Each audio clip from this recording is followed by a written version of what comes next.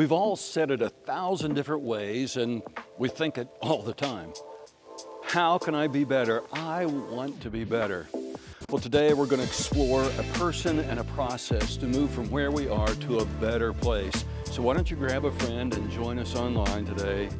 In fact, come with us as we explore what it means to be better, how to win at home. Well, welcome to week 2 of Better. You know, we all say it 1,000 different ways. I'm going to drop a few pounds. I'm going to throw away those cigarettes or maybe other stuff I like to smoke. I'm going to work out. I'm going to get a gym membership. We say it 1,000 different ways. I'm going to change my diet. I'm going to eat better. And sometimes we look a little deeper and say, man, I'm going to change my behavior. I'm going to yell a little less at home. Anybody want to do that? I'm going to swear a little less at home or maybe other places. My attitude, and sometimes it's just not good. So I'm going to have a new attitude around people, especially the people that I live with. I'm going to connect with my family more. I'm going to invest a little more in my husband. I'm going to invest a little more in my wife or my kids. I'm going to connect a little more deeply. We all say it in 100 different ways, and maybe in our best reflective moments, we say, I want to do better as a follower of Jesus. You know, I'm going to follow him. I'm going to follow him well. I mean, no matter how you say it, we're all saying the exact same thing when we make comments like this. We're saying, I want to be better. Don't we all say that? Don't we all think that? We feel that. I want to be better. But why is that so hard? Or am I the only one who thinks it's hard? I mean, we try harder, we make resolve, we say, I'm going to do this, I'm going to do that, and a couple of weeks later, we're right back where we started. I want to be better, and yet better is sometimes so hard. Well, if better is hard for you, transformation is hard for you, I have good news for you today. There's hope. There is a way that better can become not just an aspiration, but a reality in our lives. Does that sound like a good deal to you? That change is possible. Now, to get there, to help us on the journey, I want us to think about 3 questions as we kind of dig a little deeper into this thought today. The first question is this. I mean, always start with why, right? I mean, if I want to get rid of an old habit and build a new one, if I want to be better, why do I want to be better? I mean, why? What purpose could it possibly serve? And I suppose there could be a lot of motivations for wanting to be better. I found this from Peter Morin, who's a leader in a faith movement a few years ago. And he said this, the world would be better off if people tried to become better. Boy, who wouldn't agree with that? The world would be a better place if everybody wanted to become better. And people would become better off if they stopped trying to be better off. For when everybody tries to be better off, you know, I want more, better off, then nobody becomes better off because we're all competing for limited resources, right? But he said this, when everybody tries to become better, everybody is better off. You know, I believe that. So why? I mean, he's talking about our motive here. And I think the why, the ultimate why is, well, isn't it that you want to be your best self? I want to be better for me. I want to be better for my family. I want to be better for God. I want to be better for people. I mean, why not? I want to be the best version of myself so I can make the world a better place. I can make my family a better place. So the why question, there can be lots of motivations, but I mean, honestly, to please God, to actually grow, to have some change, that's a good motive. The next question I think we wrestle with is, can I be better? Can I be better? You know, is it even possible that I can change, that I can break an old habit and build a new habit, that I can let go of this addiction, that I can, you know, get rid of the potty mouth, that I can be a better person at home, at work, you know, I can be a better man, a better woman, a better husband, a better wife. Can I be? I don't think you'd be here today if you didn't think the answer to that was yes, right? I mean, we believe, we understand that God changes us, that this is real. So it's possible. But the real question we all struggle with, yeah, I want it. I think I have some right motives for it. But the question is, how? How in the world can I be better? Now, here's what I've discovered. It's hard. In fact, I think self-help is not going to cut it here, don't you? I've tried harder, and, I've made the New Year's resolutions that lasted 2.7 hours. Have you done that? It's just not about wanting to be better. We all want to be better, but how can that actually happen? And today, I want to offer you a person and a plan. And what I want to actually suggest that, and this is going to sound like preacher talk, and it is preacher talk, but guess what? It's also true. This is reality, but here it is. Here's my suggestion today for myself and for every one of us. Build your life around following Jesus. That when you follow Jesus, life actually gets better. Now, that's both humbling because it implies I can't do this on my own, right? I need help. It's humbling, but it's also deeply encouraging because God offers me help. And that's what I want you to know today. God loves you, and he wants to speak into your life, to build into your life, to pour into your life, to send blessing into life. He wants to help you become what? Better. And I'm convinced that when we follow Jesus, in fact, when we follow him well, that's actually the right foundation for a better life. Foundations are important. The Apostle Paul talked about it like this. He wrote to some friends of his in Corinth, and he said, after all, when you think about life and getting better, no one can lay any other foundation than the one that has already been laid, and that foundation is who? It's Jesus Christ. And he went on to talk about, okay, you get your foundation right, you anchor yourself to Jesus, and then you build your life. Now, sometimes we build good things, gold, silver, precious gems, he said, things that last. He said sometimes we build, our life isn't all that great. We build wood, hay, stubble, and a little fire comes and it gets consumed. But still, we're on the foundation. In fact, Jesus told a story about a couple of guys that were builders. And they both wanted to build something really good. They wanted something that lasts. But they had different approaches to how they were building their life. He talked about one guy that dug down and found rock. You remember that guy? He found doesn't that look like a secure house? Some people, when they build something, everybody wants to build something that lasts, but some people get down to bedrock and have a good foundation. Others, not so much. We've all seen these pictures of, this house was built in 2010. It crashed in February. Multi-million-dollar home.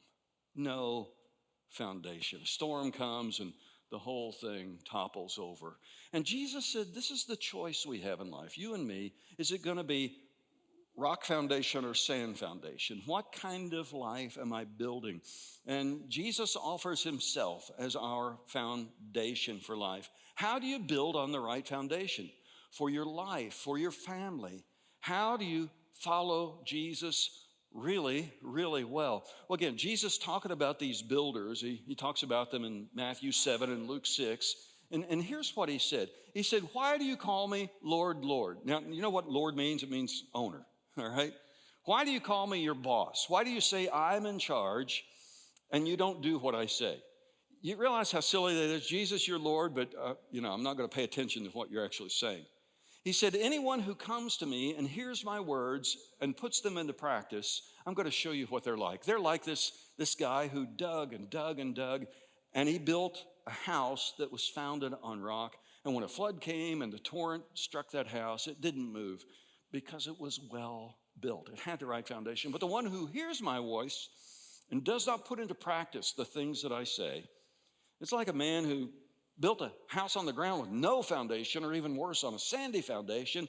And the moment the torrent struck, that house collapsed and its destruction was complete. What's the foundation of your life? It starts there. It starts there. It starts with making Jesus the foundation, the beginning point. And that happens when we actually put his words into practice. I follow Jesus well, and that's really what we're talking about today, following Jesus well. That happens when I do what he says. I don't just call him Lord, but I listen to his voice, and I put into practice the things that he's saying to me today. So really today is our wrestling with the fact that often, can I tell you, I am educated past the level of my performance. Anybody here like that? I know more to do than I'm actually doing. I know what Jesus says, and sometimes I still ignore what he says and do exactly what I want to do. So today I want to offer you a person, Jesus, the foundation, and a plan that lets us grow and become better.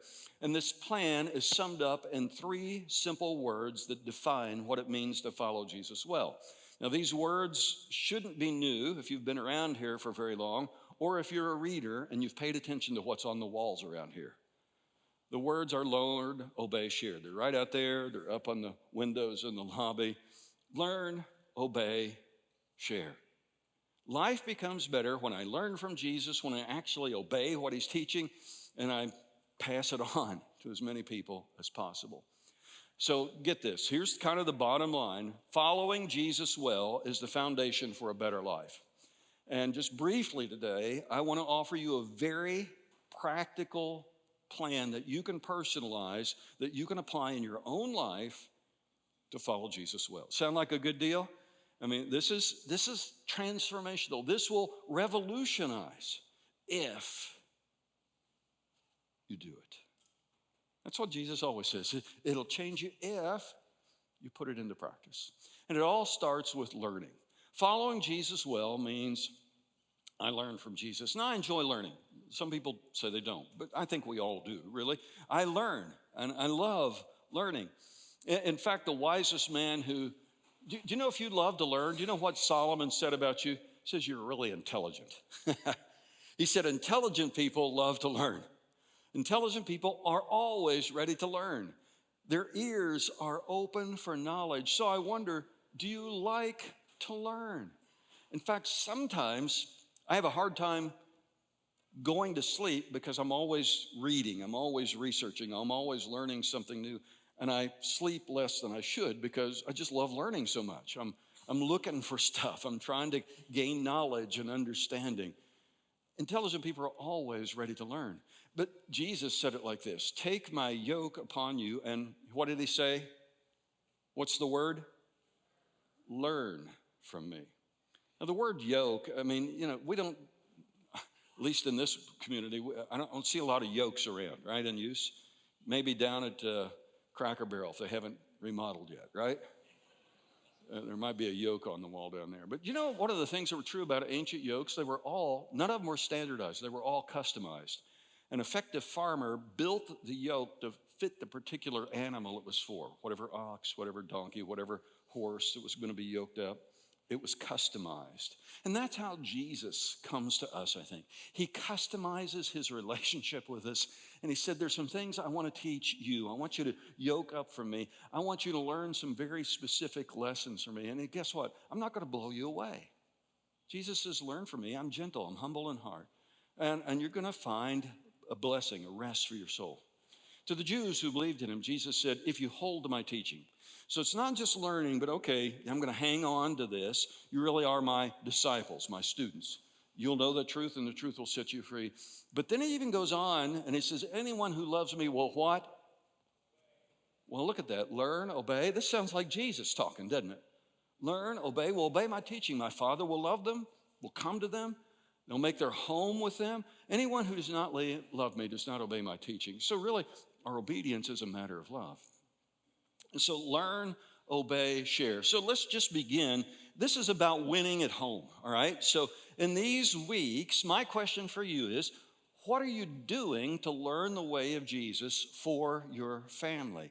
What are you doing to learn the way of Jesus to be a better wife, a better husband, a better son, a better daughter, a better brother, a better sister? What are you doing to learn the way of Jesus when it comes to your relational life?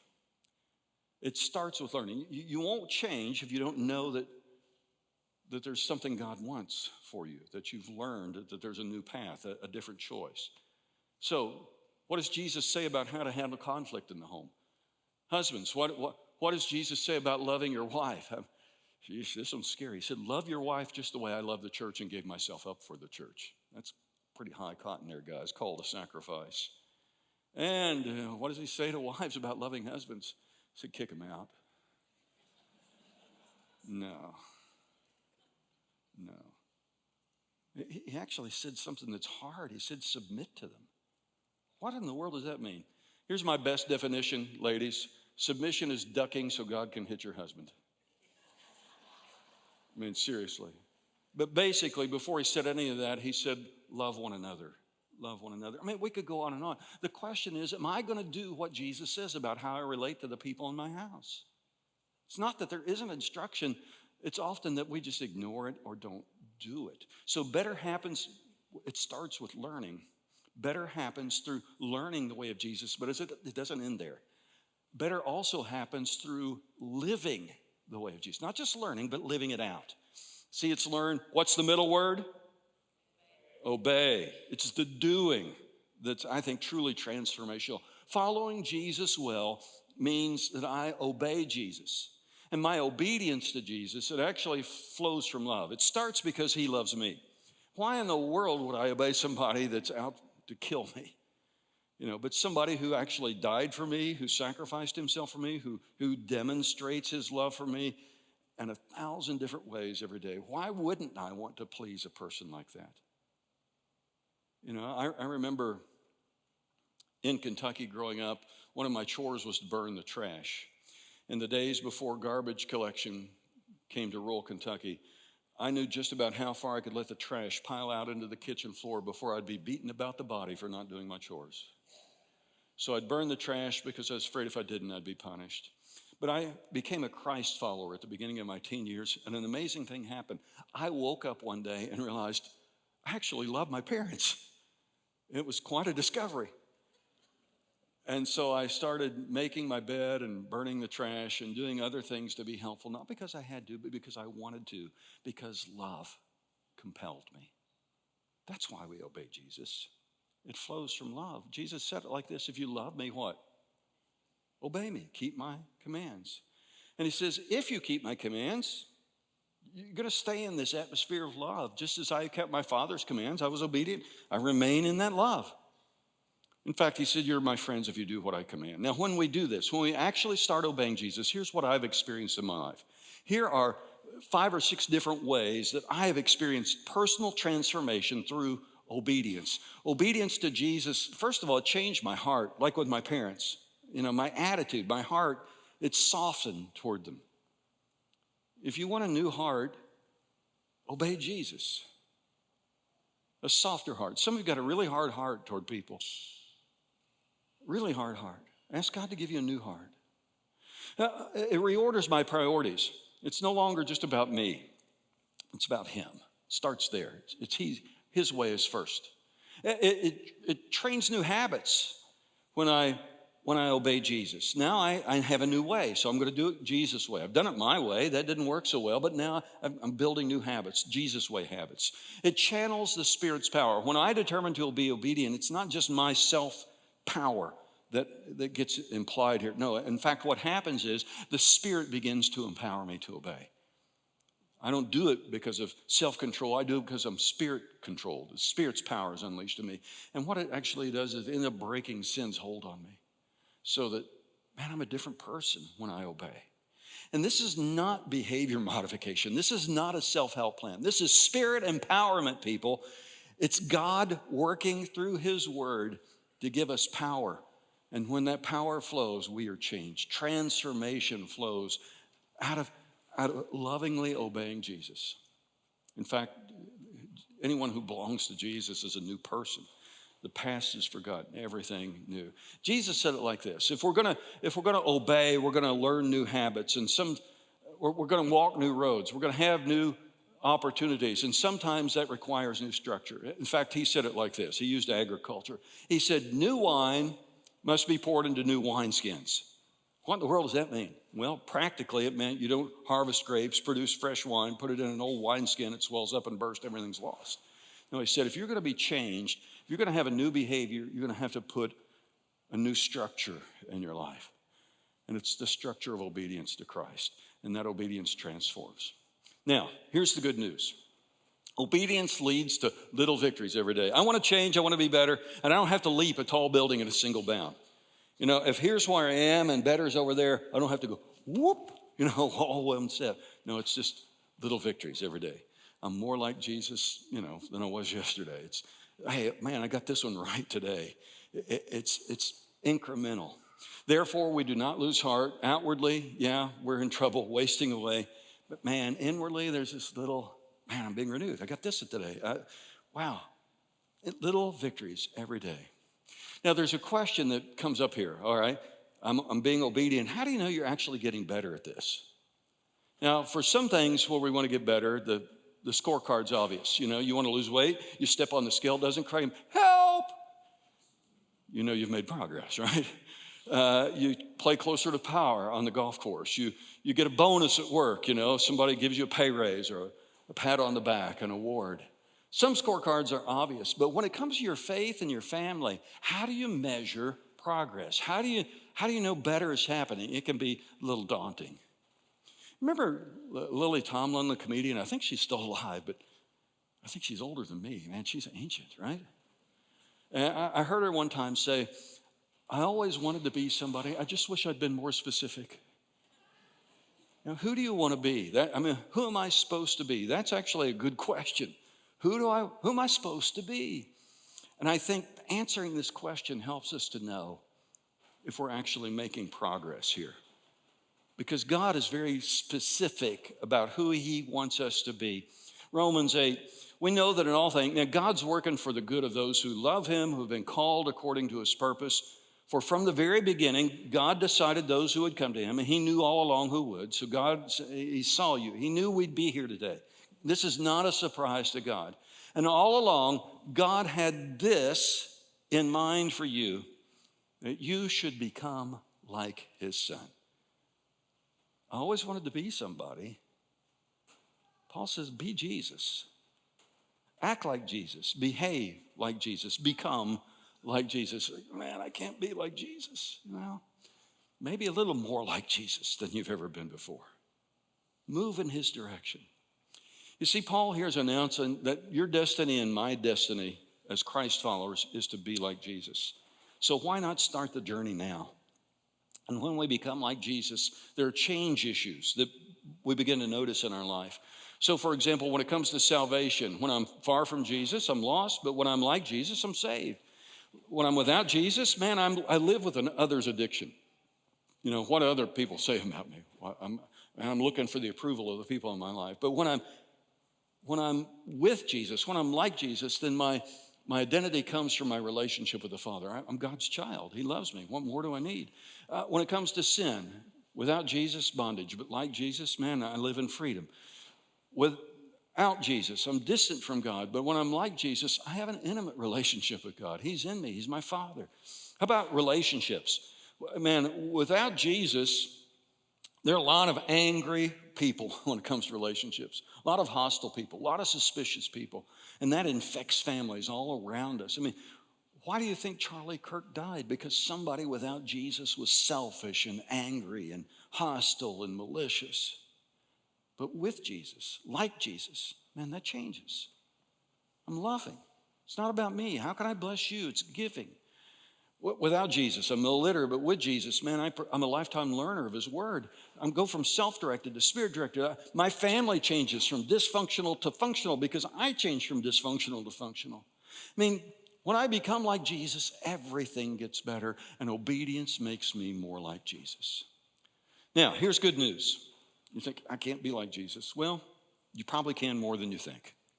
And following Jesus, you actually have more resources for positive change, more resources for consistent obedience than you've ever imagined. Jesus himself offers you the best resource.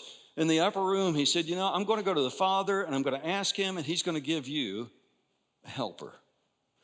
He's going to be with you forever. The Spirit of truth. The world can't receive him because it neither sees him, doesn't understand him, doesn't know him, but you know him because he dwells in you and will live in you. Do you know the Holy Spirit lives in you if you belong to Jesus? Do you remember when you were baptized? That wasn't just getting wet.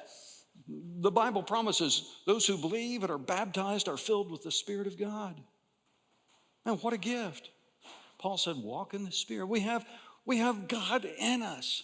Now, we want to make this practical. So this week, I want to give you a daily dose of help, all right? So if you again, scan the QR code. It'll open you right up in our app.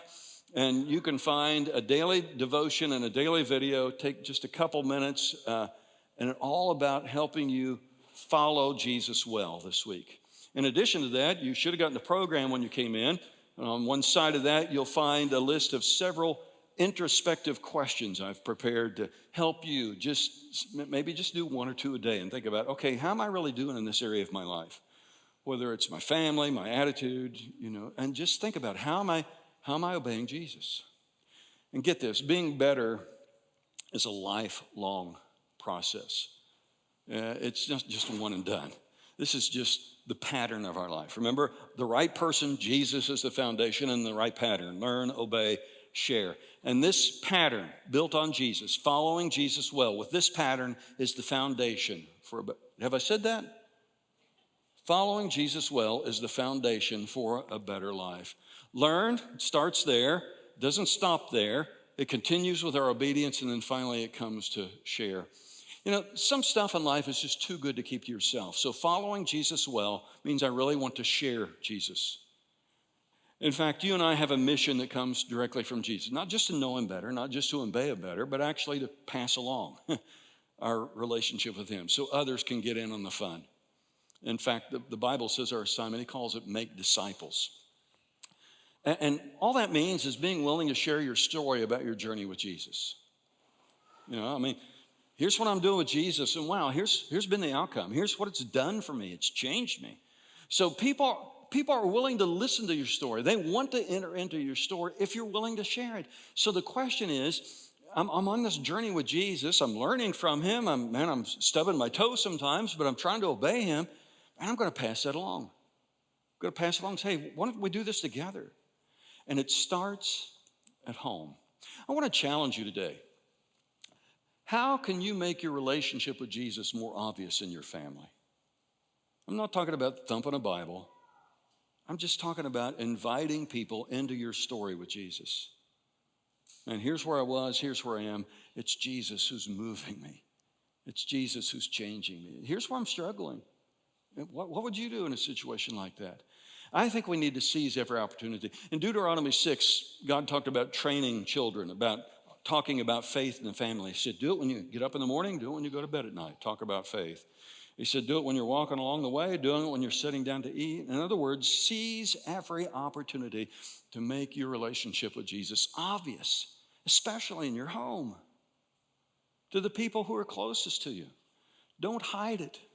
Take pains with it. Paul, writing to the Galatians, we saw this a couple of weeks ago, he was like a dad to those people, and he was so bummed out that they had kind of taken their eyes off Jesus. And he said to them, he said, my dear children, I feel like I'm going through labor pains for you again. And they're going to continue until Christ is fully developed in our lives. Do you want to see Christ fully developed in the people you care about like Paul did? That means you share Jesus with your family. You share Jesus with other people. I'll finish with this. There's a guy in the Old Testament named Hosea. You might remember him as one of the prophets near the end of the Old Testament. Hosea had a horrible family. You talk about a broken family, that was Hosea's family. He married a woman named Gomer. That might have been mistake number one, right? Gomer. You're a real Gomer. Okay, so Gomer, Hosea's wife, was a cheat, Hosea would be out doing whatever prophets did during the day, and the neighbors would see Gomer sneaking out the door and down the street and into other doors. She became a prostitute. In fact, she was such a wayward woman that she got bound up in slavery, prostitution. And Hosea actually went and bought her out of that bondage. He redeemed her. He bought her back. And the whole story is kind of a picture of how gracious God, we're God's family, and aren't we kind of slaves to sin too? And he bought us. This is a picture of grace. Hosea loved his wayward wife, and he worked to restore his broken family. God loves his wayward people, and he works to restore us. But I want you to hear what God said to Hosea, what God says to us. In Hosea chapter 10, verse 12, he said this, plow new ground for yourselves, plant righteousness, So plow new ground. What does that mean? Learn to do something new. Learn. Plant. That's obey. And, invest, engage, do the things that are going to produce a crop. And then you're going to reap a blessing of devotion to me and all that comes from that. And if you turn to me, your Lord, I will come and pour out blessing on you. God said to Hosea, God says to us, sometimes you got to break the patterns of the past and plow new ground. See these guys on the screen here? What are those? Yeah, not a trick question. They're caterpillars, all right? They're caterpillars, and they are a particular type of caterpillar called processionary caterpillars. My friend Mark Webb introduced them to me a few years ago when he told me about a French researcher, Jean-Henri Fabre, who did a little experiment with these guys. Now, somebody told me after I shared this on Thursday, we should call them nose-to-tail caterpillars, right? He might have used a different word than tails, I recall, but we all need to grow, right?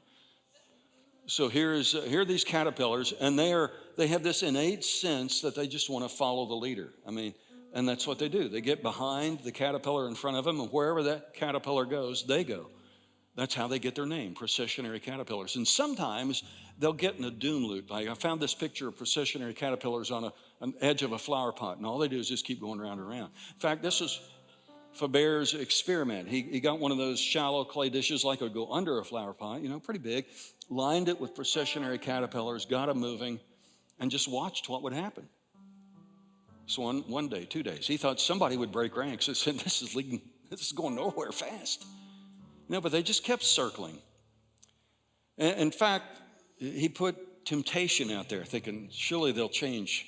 He put their favorite food and water out in the middle of the pot, but they just kept going the same way they'd always been going, doing the same thing they'd always been doing.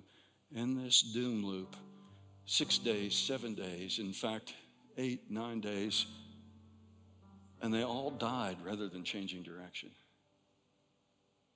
Do you know how many people I know like that? They're just locked into a doom loop, doing what they've always done until they get less. Today, I don't know where you are, but I know you have a question, and it's a great question. How can I be better? And I know it's not by trying harder. We've all done that.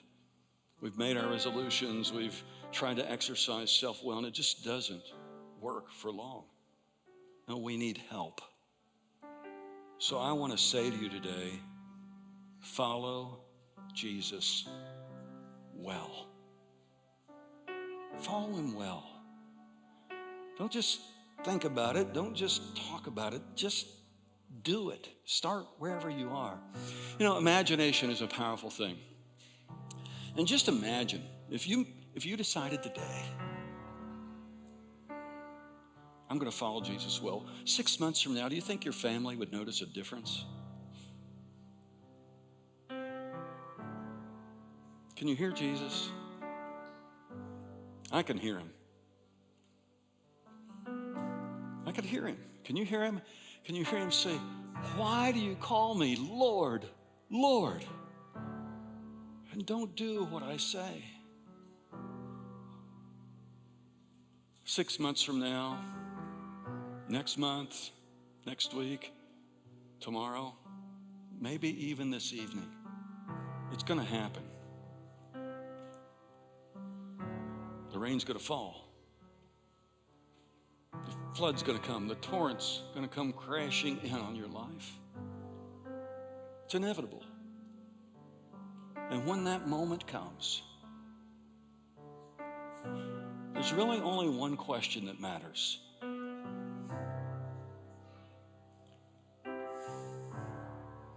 What's under your house?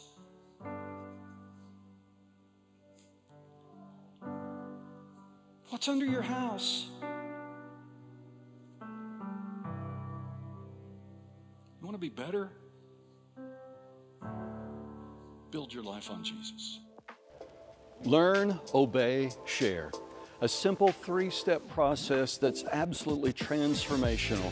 What are you doing? What will you do to see Jesus become the foundation of your life?